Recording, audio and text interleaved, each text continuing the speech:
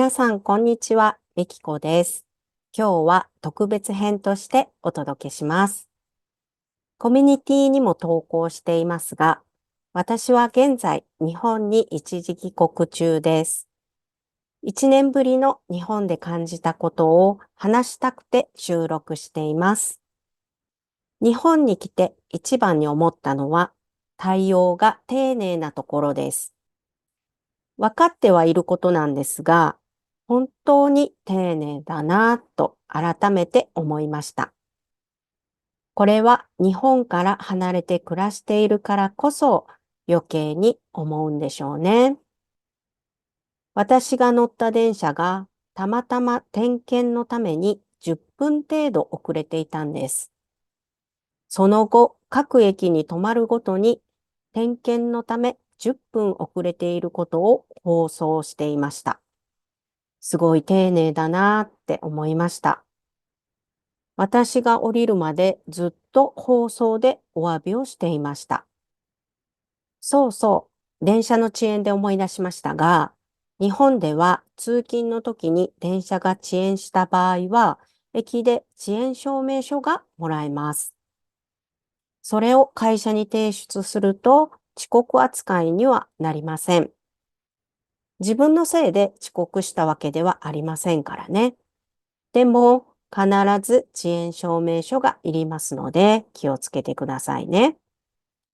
それから電車つながりで話すと、車内放送に韓国語が加わっていました。放送だけではなく、いろんな表示も韓国語が加わっていました。以前は英語と中国語だったんですが、さらに韓国語が加わっていたんです。韓国の方もたくさん日本に訪れているんでしょうね。私は最近韓国語の勉強も始めたので、放送で韓国語が聞こえてくるととても嬉しいです。それからスーパーのほとんどがセルフレジになっていたのも驚きました。自分でバーコードを通して自分で支払いをします。無人なので。でも、各レジにちゃんと防犯カメラがついていました。ユニクロや GU は服を入れたカゴをカゴごと所定の場所に置けば値段が表示されます。これは本当に驚きました。何枚も服が重なっているので、どうやって認識しているんでしょう。新しい技術にすごくワクワクしました。それから全体的に外国人が増えたなという印象です。観光客なのか住んでいる人なのかはわかりませんが、毎日必ず外国人を見かけます。自転車に乗っている外国人はきっと日本に住んでいるんだろうなって思っています。日本に住んだら自転車は必需品ですからね。